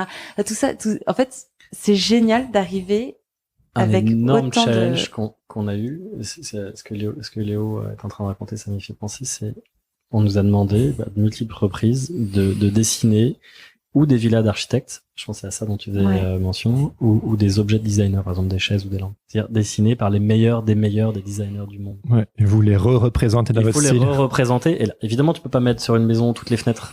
Évidemment, tu peux pas représenter toutes les vis, les attaches, les machins. Et il faut, ça c'est passionnant. Évidemment que c'est pas l'objet réel, bien entendu. Mais retrouver l'essence même du geste, tu vois. Ouais. Par exemple, sur une chaise, c'est la courbe de l'assise, tu vois. Ou la rigueur angulaire, s'il y a ça. C'est passionnant de faire ça. Et vous rentrez dans l'esprit de génie du design, quoi. C'est passionnant. Mais c'est de se rendre compte que rien n'est là par hasard, que tout a que visuellement, si on change la courbe, c'est plus la même. Et cependant, il faut y intégrer notre style, et c'est extrêmement riche comme manière de travailler. C'est quoi pour vous la justesse? Je dirais, comme je dirais à ma fille, pas de justice. What? Ça n'a rien à voir avec la justesse, tu parles quoi? De la justesse du trait, La justesse. La justesse de l'illustration quand elle est finie, ou La justesse dans votre pratique, mais dans votre vie et votre pratique. Moi, je pense que c'est l'adéquation. Ouais. C'est quand tu fais une chose pour ce pourquoi elle a été faite. Ouais. Ah non, je ne pourrais pas développer. La justesse, non, pour moi, c'est quand on est tous les deux d'accord, en fait. Enfin, c'est quand on... En fait, généralement... Quand on sent qu'on a bien... Ouais, c'est ça. En fait, quelle que soit la chose qu'on fait, on l'a fait ensemble. C'est-à-dire qu'en fait, que ce soit dans le travail, dans l'emploi du temps, dans la manière de s'occuper des enfants, en fait, on se concerte avant, on prend une décision commune, et après on la met en pratique. Ouais. Mais du coup, c'est quand on schématise, et en fait, on fait tout. On en a parlé avant, on s'est mis d'accord, et quand on arrive à faire la chose, en fait, elle est juste, parce que c'est vraiment ce qu'on a décidé ensemble. La justesse, c'est l'équilibre. Ouais. Tu vois. C'est l'ordre et le désordre. Non, c'est surtout l'ordre. Non, c'est l'ordre. C'est l'ordre. Ouais. Du coup, on va paraître très... Non, mais c'est en adéquation avec votre style aussi, géométrique, les choses sont à leur place, etc. Les choses sont à leur place. Ouais. Et ça, c'est vrai que je crois que c'est quelque chose qu'on fait bien dans notre vie quotidienne, notre métier. Et l'imprévu. Ah bah, l'imprévu, c'est tous les jours. Ouais. Non, mais c'est tous les jours. Mais là, la question que tu poses, c'est comme si tu demandais à un jazzman comment il improvise. Ouais. Il improvise sur une grille. Oui. Tu vois? Et c'est comme en design, quand tu fais une maquette, t'improvises, mais il y a une grille en dessous. Ouais. Bah, nous, on fait la même chose. Ouais.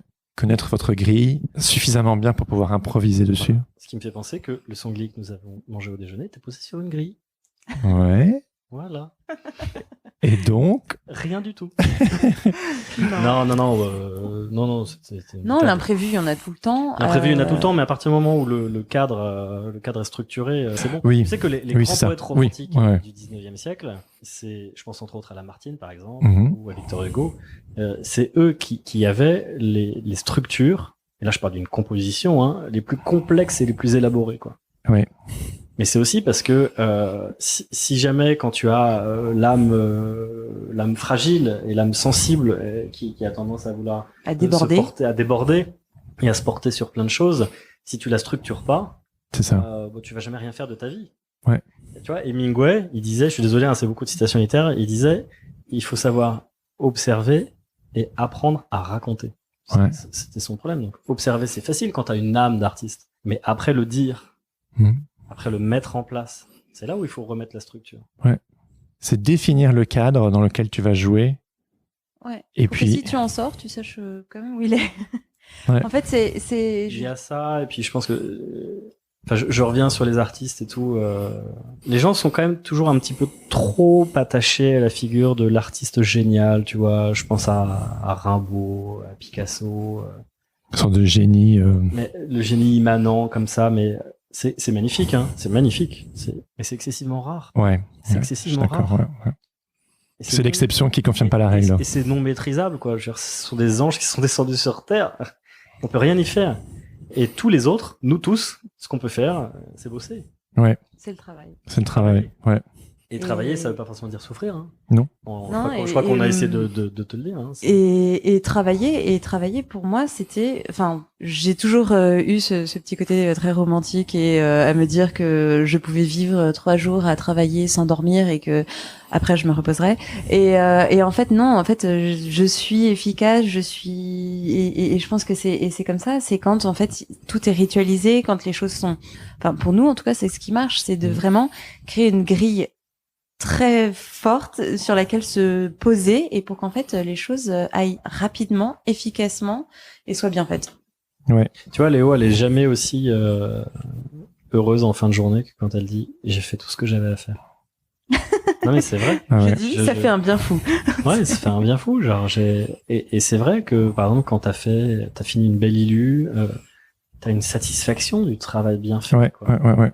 Puis tu la regardes. Moi, j'imagine que je suis comme un ébéniste. Parfois, je regarde les illus, puis avant de les... Très souvent, en fait, c'est pas bien ce que je veux dire, mais on finit avant la deadline, puis on garde un peu les trucs, parce que si on rend trop vite aux clients, ils sont pas contents. Mais... Ah oui, d'accord, je vois ce que tu veux dire. Et on les regarde, tu vois. Après, on peut apporter une subtile modification, notamment sur la couleur. Ça nous arrive très souvent. Non, ou des ombrés pour on découper va creuser deux, trois trucs, mais il y a aussi un moment qui est très agréable, c'est le moment où, en fait, tu sais que le travail est fini. Tu le regardes, et puis en fait, il se charge. Je sais pas si tu connais le peintre Balthus. Non. Peintre franco-polonais, Balthazar Klosowski de Rolla. Eh bien, dit Balthus. Balthus, lui, quand il avait fini ses toiles, ces immenses toiles, il les gardait, il les mettait dans son atelier, puis parfois il les gardait 5, 10 ans. Il disait qu'il les chargeait, et ensuite il les mettait en vente. Et il les chargeait... Avec son âme, avec son regard, je sais pas trop quoi, il charge, tu vois. C'est comme on charge une batterie, tu vois. Ah oui, Ça oui. densifie, quoi. Ouais. Et toi, tu fais pareil avec tes illustrations avant de les envoyer. Non, évidemment, on peut pas comparer, c'est pas... Mais parfois, il y a de ça. Par exemple, les bouquins qu'on a fait pour Gallimard Jeunesse, si tu veux, où on doit toujours produire, par exemple, c'est 40 illustrations. Ah oui. C'est beaucoup quand même. Bah oui, c'est clair. Tu vois, parfois c'est beaucoup. Là, on va faire un truc sur la mythologie, pour un immense poster. Je crois que là, c'est 60 illustrations. 60, 65, quelque chose comme ça. Mm-hmm. Donc à un moment donné, si tu veux, il y a quelque chose du coureur de fond, hein.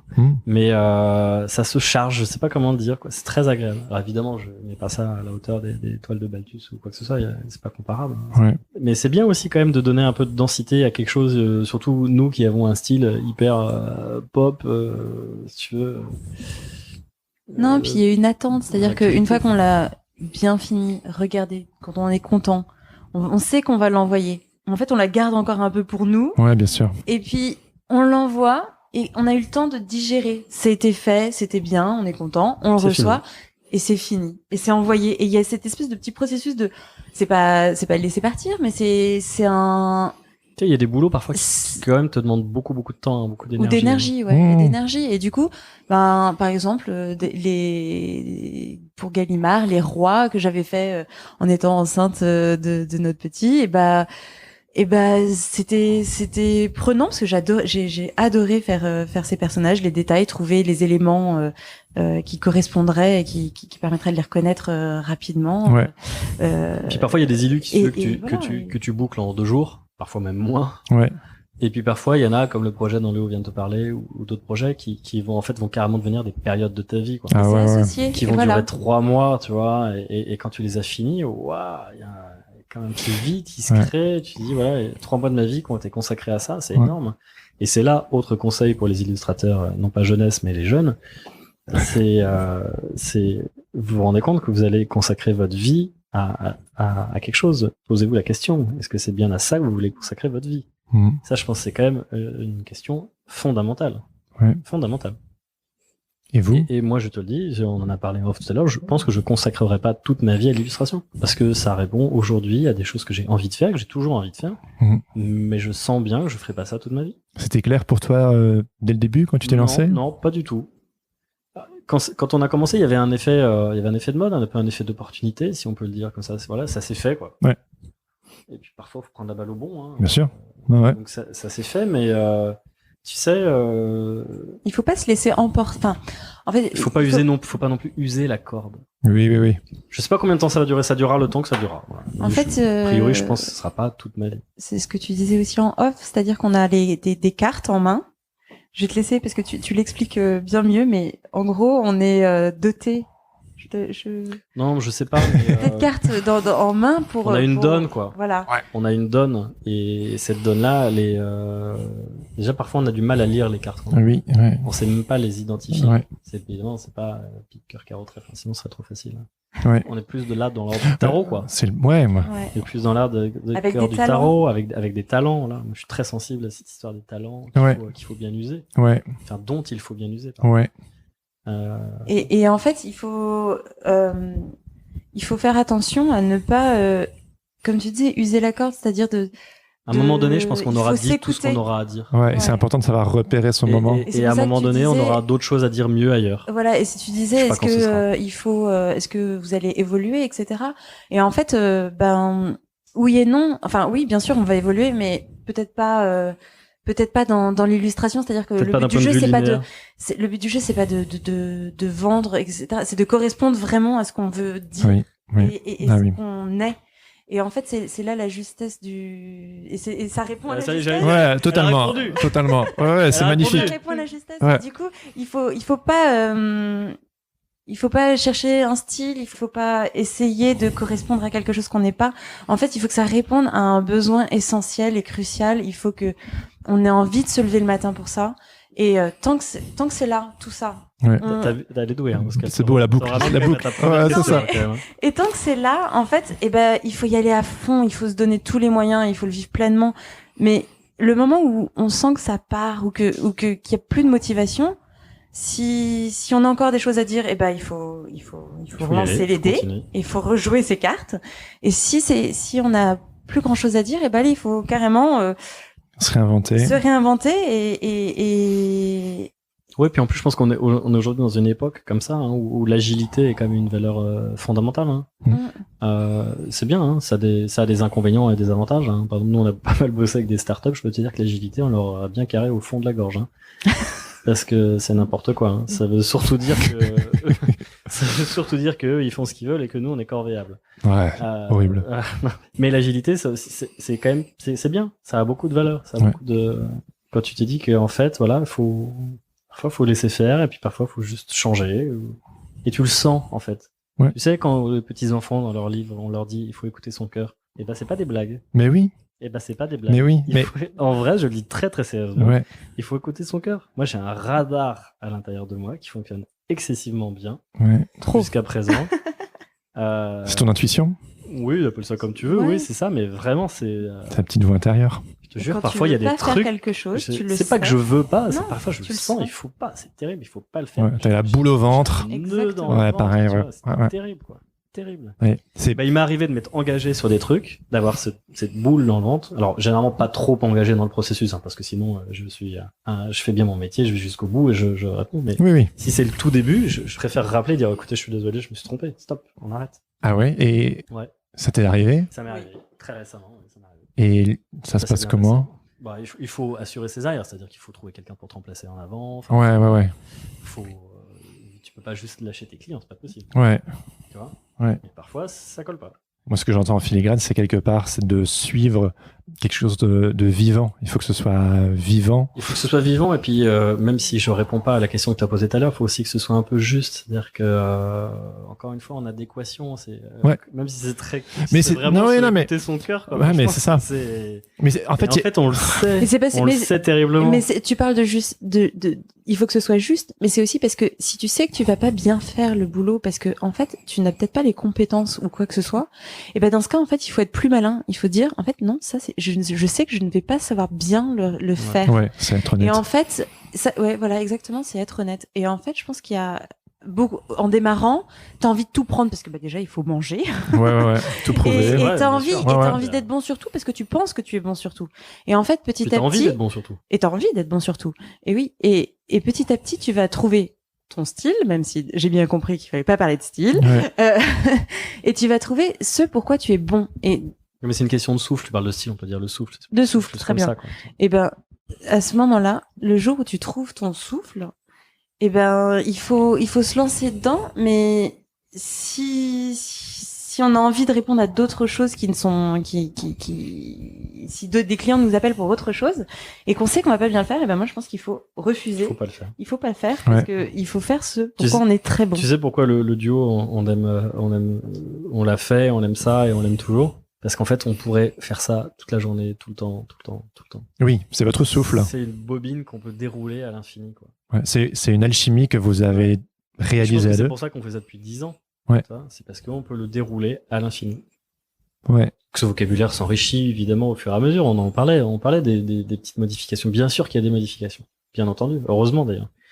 Mais finalement, c'est un truc, c'est une partie qu'on peut rejouer en permanence, quoi. Ouais, c'est votre propre magie. Voilà, Merveilleux. Je pense qu'on va s'arrêter là. super. Merci beaucoup Albéric, merci beaucoup Jérémy. Léopoldine, c'était top. C'était super, merci beaucoup. And cut.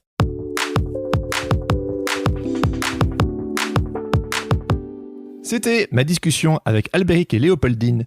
Merci à vous pour votre temps et votre chaleureux accueil. J'ai passé un excellent moment en votre compagnie, avec une petite mention spéciale pour le crépitement du feu que l'on peut entendre durant cet enregistrement. Si cet épisode vous a plu, je vous encourage à le leur dire directement en les suivant sur Instagram @helloleduo, en leur laissant un petit message ou en visitant leur portfolio sur le site de l'agence La Suite. Vous pouvez aussi partager cet épisode avec un ou une amie et me laisser quelques étoiles ainsi qu'un commentaire sur Apple Podcast. Ça fait toujours plaisir de vous lire et cela permet à Sens Créatif de monter dans les classements. Pour ne plus jamais louper un épisode, abonnez-vous sur vos applications de podcast, suivez-moi sur les réseaux sociaux ou rejoignez ma newsletter. C'est là que je partage mes petites réflexions du moment, des vidéos inspirationnelles, de la soupe existentielle, des coups de cœur et des trucs rigolos. Pour vous inscrire, rien de plus simple, rendez-vous sur senscreatif.fr. Vous retrouverez le lien en haut à gauche ou, comme d'habitude, dans les notes de cet épisode. Salut, je m'appelle Camille Eplin, je suis illustratrice et je fais partie du Patate Club, c'est-à-dire que je soutiens financièrement Jérémy sur Patreon parce que son podcast m'apporte énormément. C'est devenu mon petit rituel depuis 2 ans. Je bosse en écoutant Sens Créatif et chaque fois j'apprends quelque chose. Alors comme on peut le faire pour un magazine, je trouvais ça normal de m'y abonner pour le soutenir et aussi avoir la sensation de faire partie de l'aventure. Les participations débutent à 2 € par épisode. Et en plus, Jérémy nous gâte, car maintenant, il y a le nouveau Patate Club Podcast. Un podcast bimensuel et exclusivement accessible au Patreon, enregistré en duo avec Laurent Bazar. Tous les deux, ils débriefent du dernier épisode de Sens Créatif et des sujets abordés sur le Discord et les coulisses du podcast. Bref, une belle popote. Sens Créatif, c'est aussi une grande famille de patates créatives, avec des âges et expériences bien différentes. On s'encourage, on s'inspire, on échange les uns avec les autres, notamment sur la plateforme Discord, qui est gratuite et ouverte à tous. Et si tu fais partie des Patreons, les portes du Discord sont encore bien plus grandes, mais ça, je te laisse le découvrir. Pour rejoindre le Patate Club ou le Discord, retrouve les liens dans les notes de cet épisode. Je termine en remerciant mon ami Adrien Guy pour l'habillage sonore de ce podcast. Allez jeter un œil sur ses réseaux sociaux @AdrienGuyMusique ou écouter ses morceaux sur sa page SoundCloud. Et si vous êtes toujours là, j'en profite rapidos pour remercier tous les auditeurs du podcast qui ont déjà visionné les 4 premières émissions de M'as-tu vu, une émission pour apprendre à faire sa promo comme les pros et réalisée en partenariat avec Adobe, le laptop et Sens Créatif. Et la semaine prochaine, je recevrai Cyril Abad, un photographe dont j'admire le travail depuis quelques temps et qui vient de publier un superbe livre aux éditions Pyramide intitulé In God We Trust. Cyril viendra nous parler de son travail, de storytelling et de création de portfolio. Alors si le sujet vous intéresse, inscrivez-vous et rejoignez-nous le mercredi 12 mai à 11h30. C'est gratuit et on fait ça avec le cœur.